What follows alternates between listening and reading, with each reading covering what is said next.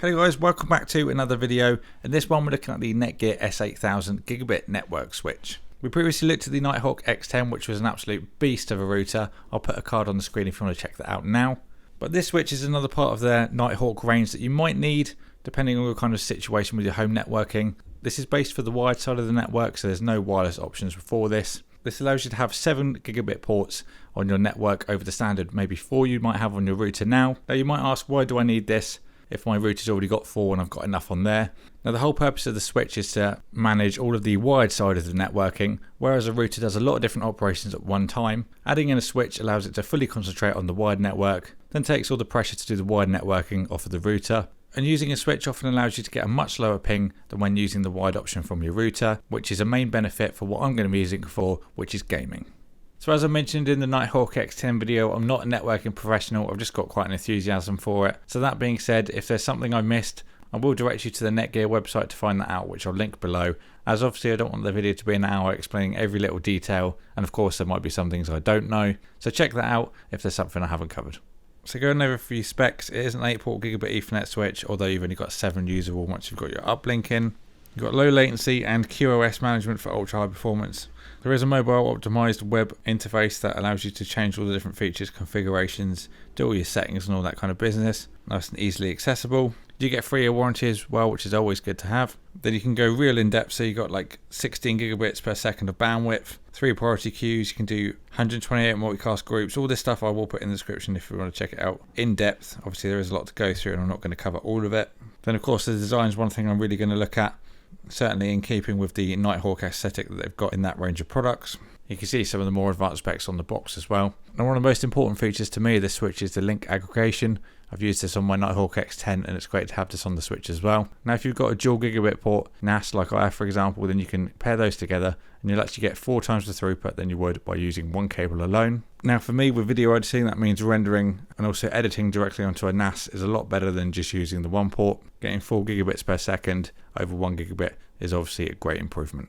Now a lot of other features are already listed on the box which you can obviously see, so let's leave it there for specs and then get inside of it.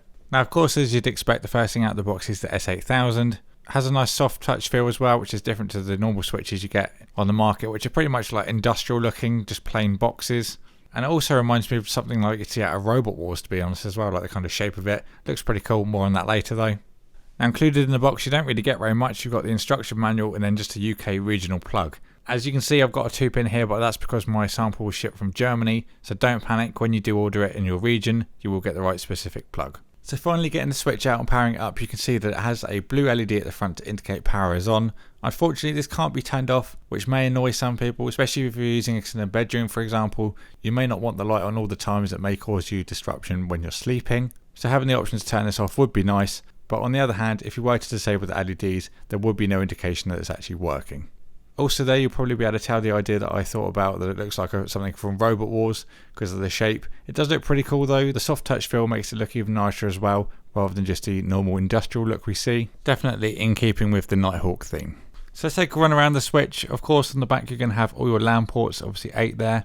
The number 8 will be used as your uplink, so you've actually got 7 usable. You can prioritise different ports as well in the software, which I'll show you later on. Apart from that, you've got an LED control switch that turns off the blinking LEDs that are on each LAN port.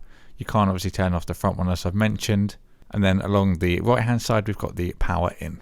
So I thought I'd show you how it looks against the X10 router that I previously reviewed. I know a lot of people like to see how I've got it set up as well, so that's the other point of showing you this. So instead of running through the aggregate ports that are on the X10 that I'd use for my NAS, I'm running them onto the first and second on the switch. And as the switch supports link aggregation as well, on 1 to 4 and then 5 to 8, I've also put them together on there as well. Then I've got the PC in 5 as well, just to kind of separate them so you can clearly see what's going where. But normally I'd have the first 2 paired together for aggregation as normal, and then the other devices would just be next to it, bundled together, rather than separated. As you can see on the switch where you've got the soft touch coating, it's a little bit different to the X10. The X10's got a bit more of a sheen to it, but with the Nighthawk theming, it still does fit in quite well. So another thing I thought you might like to see is how it all looks when there's no lights on. So yeah, the blinking LEDs may be a bit annoying if you have it in your room at night, but then you've got the front one as well, which you can't really do much about either. And then for the X10 router, with all the lights off of that, you've only got the main power one, which stays a solid white as well. So having the blue and then the white wouldn't be too bad, so there's always ways around it, should you wish to have it totally dark. Okay, so let's take a little look around the web interface of the S8000. Basically, you just go into your network configuration on your PC, double click S8000 and it'll take you to the website. Default password is password, which you can then change when you're logged in. But let's have a look around what is available for us as some options. So your presets, basically these are if you want to go for a gaming, a media preset or a standard. So I'm going to go for a standard one, as I just want every port to have a standard throughput. Prioritization, so if you want certain ports to have higher priority over others, so maybe you've got a server that you need a higher priority over maybe your Xbox or PS3 or something like that, you can easily switch that out here. So you can configure those together. Diagnostics, this is quite handy if you want to make sure a cable's connected. So for example, if I just select them all here and click next, it will check them all, then tell you if there's a cable or not actually in that port. So here's our results. I've not actually changed the names of these yet, so they're just set up as default. But the 1 and 2 is actually my NAS, number 5 is my PC, and then 8 is the uplink coming from the router. Other things on home here, you can got the system info. If you go into that, you'll see the MAC address, serial number, all that stuff. So I'm going to leave that shut. Port LEDs, you can easily turn those on and off. Obviously you can do that on the back of the switch if you wish, but it's nice to do that here as well. IP address, so that's the local IP for the actual switch itself. You can change that if you want to. Go into preset modes like I just showed you. On the side here is where we can go and edit each different port. Now when you go into edit the ports individually, you get a different option to edit the throughput for them, a bit more specifically than just kind of priority. So for example, if you've got kids that have PCs around the house, for example, and you don't want them sucking up all your data, then you can give a limit in and also out as well, which is quite handy to have. And going into the advanced settings, obviously the preset I've just showed you. Configuration file, should you want to upload one, but you can set up. Link aggregation that I've set up for my NAS on number 1 and 2, literally just click them and then apply. They do come in 2 different lots, so you've got 1 to 4 and then 5 to 8 as well, but 8 is your uplink, so that one you're generally not going to use anyway. LEDs on and off, registration, firmware update, always keep that up to date. All you just need to do is upload a firmware file that you can download from netgear.com, simply upload it into there and then upload the actual firmware.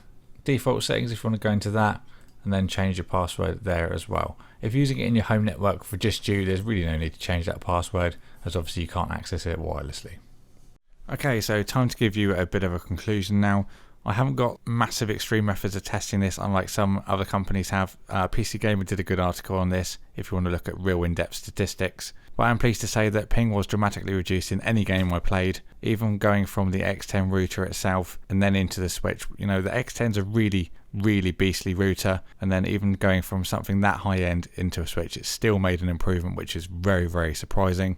But long story short, it does take pressure off of the router, so that is why.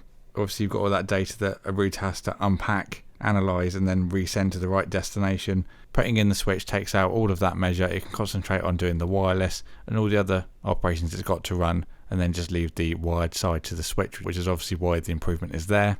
PC Gamer also mentioned that the latency is 0 like they say, so obviously that's great to see. And then there's other things to note, that this is extremely weighty as well. It's absolutely solid.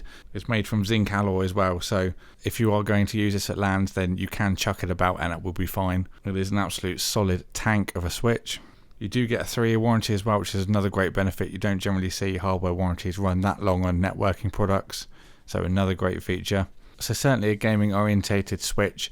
And then you've also got the options for streamers as well. It's another reason a streamer would want that as well, with the 0 latency to get absolute performance on their home network. You've also got the streaming side as well. For example, I can stream from Plex off my NAS through my router in 4K, and then the switch also helps reduce the lag from that as well. So yet again, improving playback, even reducing stutter that is very rare to see from the router itself anyway, but then again the switch helping even more so.